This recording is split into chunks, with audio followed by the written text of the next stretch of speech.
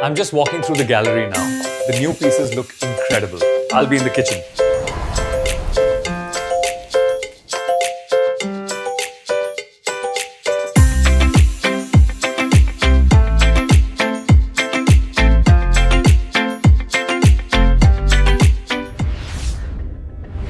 अभी अभी बड़ी खबर आ रही है।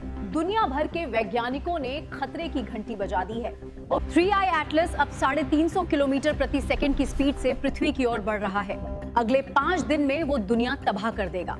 सभी देशों ने अपने रॉकेट उस दिशा में तैनात करना चालू कर दिया है। पहुंच की दूरी पर आते ही उसे स्पेसशिप से टुकड़ों में तोड़ने की कोशिश की जाएगी।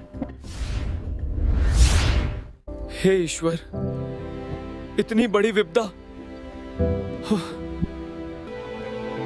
हमारे पास ज्यादा समय नहीं है, मुझे अभी इसके बारे में सोचना पड़ेगा।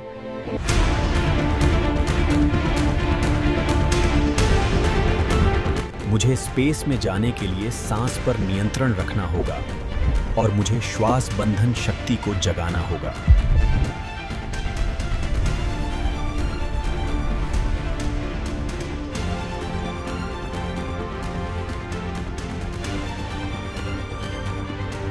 अब मैं तैयार हूं।